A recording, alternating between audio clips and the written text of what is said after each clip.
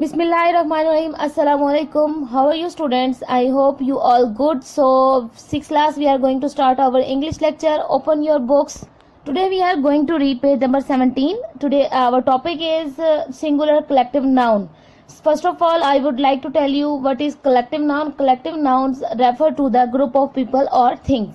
The gender of groups of people referred to collectively is not specified. It does not matter if they are all males or females. Such singular collective nouns are said to have the neutral gender and are referred to by the pronoun it. जो collective noun होते हैं उसे हम as a neutral gender consider करते हैं, क्योंकि इस चीज की हमें कोई कंसर्न नहीं है कि उसमें तमाम मेल्स हैं या फीमेल्स हैं, ठीक है। उसे हम एज अ न्यूट्रल जेंडर ही कंसीडर करते हैं। और इसके अलावा इस प्रोनाउन हम इट यूज करते हैं। For example, the army push forward till it was well in side the enemy lines. Second one is the crowd was so angry that it broke through the police barricades. Every family has its share of joys and sadness. Now you can see army, crowd and family are the collective nouns and we use pronoun it for them. Next is changing the gender of nouns के noun के हम gender कैसे change करेंगे? Adding the suffix E double S के masculine में हम E double S last में add करने के बाद उसका फेमिनिन बना सकते हैं। फॉर एग्जाम्पल कुछ नाउन कैसे हम कर सकते हैं? For example baron, baroness, priest, priestess, priestess, lion, lioness. By slightly changing the form of masculine noun and then adding the suffix ESS के masculine में थोड़ा सा चेंज करना और उसके बाद लास्ट में ESS ऐड करने के बाद उसका फेमिनिन बन सकता है। For example God, goddess, imperial, impress, waiter, waitress. However, the words doctor, engineer, banker and actor are used for both male and female in their profession. कि ये जो हमारे पास वर्ड्स हैं डॉक्टर, इंजीनियर, बैंकर और actor, ये हम mail और female के लिए दोनों के लिए इस्तेमाल करते हैं by using a different word. इसके अलावा हम मैस्कुलिन और फेमिनिन, मैस्कुलिन को फेमिनिन में चेंज करने के लिए डिफरेंट वर्ड भी यूज कर सकते हैं, like father, mother, brother, sister, boy, girl. Our next topic is changing the gender of compound nouns. Compound nouns का हम जेंडर कैसे चेंज करेंगे? A compound noun is made up of more than one noun और other words. Compound nouns क्या होते हैं कि वो एक से ज्यादा नाउन से मिलकर बनते हैं, उन्हें हम कंपाउंड नाउन कहते हैं. When changing the gender of such nouns, a part of compound noun is change while the other part remains the same. कि जब हम इनका जेंडर चेंज करते हैं तो इसके लिए हम कंपाउंड नाउन में सिर्फ एक पार्ट को तो चेंज करते हैं, remaining part as it is रहता है. फॉर एग्जाम्पल हमारे पास कुछ एग्जाम्पल दी हुई है, आइए उन्हें पढ़ते हैं. Grandfather, grandmother, landlord, landlady, peacock, peahen. So our last activity is B. Match the animal to its masculine and feminine nouns. Animals के नेम दिए हुए हैं, हमने उसके masculine और feminine के साथ उन्हें मैच करना है. First one is ant. Its feminine is queen and masculine is drawn. Antelope, doe, buck. Camel. Its feminine is cow and masculine is bull. Remaining बेटा 7 जो है वो आपने खुद करने हैं, आपने इन्हें मैच करना है. इंशाल्लाह जब हम क्लास में प्रेजेंट होंगे तो मैं आपका ये चेक करूंगी. I hope you all understand. फी अमानिल्लाह, have a nice and safe day. बिस्मिल्लाहिर्रहमानिर्रहीम. अस्सलाम वालेकुम dear students, I hope you all will be fine. आज हम बेटा एक्सरसाइज 6 रिव्यू करने जा रहे हैं. इसमें जो हमारे पास सबसे पहला क्वेश्चन है वो क्या है? Answer following questions. इसमें हमारे पास पहला सवाल है what is meant by ratio. Ratio हमारे पास क्या है? Numerical comparison between two quantities of same kind is called ratio. यानी कि हमारे पास सेम काइंड की जो क्वांटिटीज़ होंगी उसका हमने न्यूमेरिकल यानी कि मैथमेटिकल कंपैरिजन करना है, तो वो हमारे पास क्या कहलाता है? रेशो. ठीक है जी.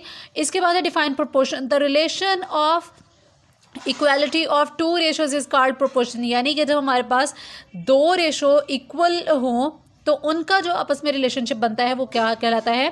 प्रोपोर्शन. उसके बाद थर्ड क्वेश्चन है what is meant by the extreme of a proportion. Proportion की एक्सट्रीम्स क्या होती हैं?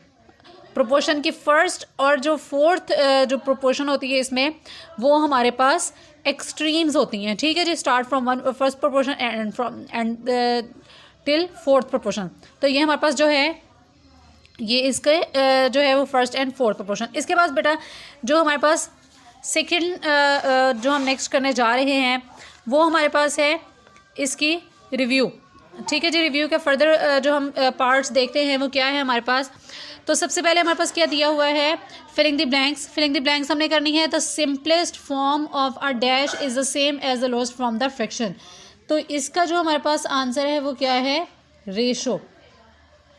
यानी कि जो हमारे पास लोएस्ट फॉर्म होती है ना फ्रैक्शन को जब हम कन्वर्ट कर सकते हैं, सिंप्लीफाई करते हैं, तो वो हम जो इसका दूसरा तरीका होता है वो हमारे पास रेशो होता है।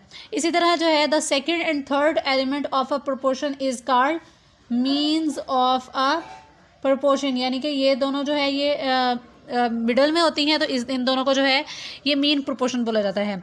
इसी तरह जो है dash proportion is relation in which one quantity increase और decrease in a same proportion by increasing और decreasing the other quantity.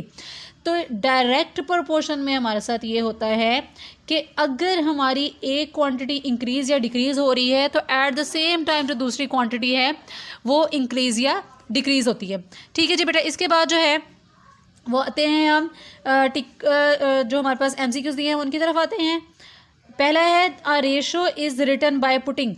Ratio का हमारे पास साइन क्या होता है, कॉलन का साइन जो होता है ये हमारे पास रेशो का होता है, तो ये हमारे पास जो है रेशो का साइन पे हमने टिक कर दिया। उसके बाद जो सेकंड क्वेश्चन है A/B is equal to C/D if and only if. तो ये हमारे पास किस तरह से होगा, इसको हम थोड़ा सॉल्व करके देख लेते हैं।